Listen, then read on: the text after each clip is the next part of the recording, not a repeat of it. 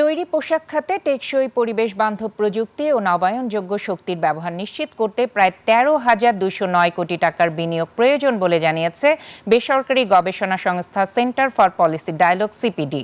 মোট ব্যয়ের প্রায় ৭১% খরচ হবে দেশের শীর্ষ ২৫% বড় কারখানাগুলোতে।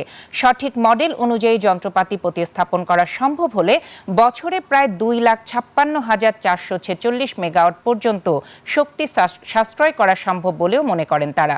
আরো জানাচ্ছেন মানিক শিকদার। বেসরকারি গবেষণা সংস্থা centre for policy dialogue CPD আয়োজিত national dialogue on industrial decarbonisation শীর্ষক সংলাপ। রিনিউয়েবল এনার্জি, ডিকার্বনাইজেশন, এই কতগুলি তথ্য কথা আমরা কেন বারবার করে বলছি? আরএমজি-তে অটোমেশন কিন্তু এখন একটা রিয়েলিটি।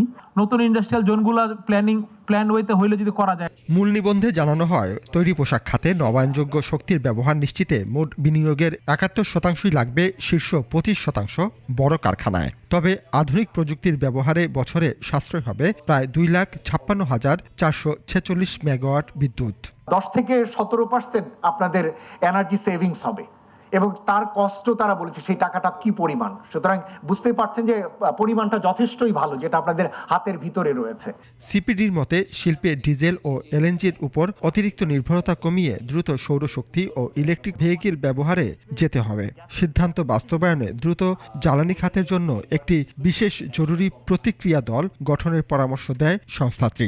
এই সমস্ত কমিটিগুলো বসে যে জায়গাগুলোতে যে সমস্যাগুলো অন ডেস্কে ইনফ্রন্ট মিডিয়ার সামনে সেই সিদ্ধান্তগুলো জানানো এবং সেইগুলো প্রয়োগগুলো নিশ্চিত করা। প্রয়োজনীয় অর্থায়ন ও দ্রুত প্রশাসনিক সিদ্ধান্ত নিশ্চিত করা গেলে সবুজ শিল্পায়নে বাংলাদেশ আরও এক ধাপ এগিয়ে যাবে, এমনটাই মনে করছেন বিশেষজ্ঞরা। এটা কিন্তু আমার একটা আলাদা cost and challenge. Manik Shikder, ২১ television, Dhaka.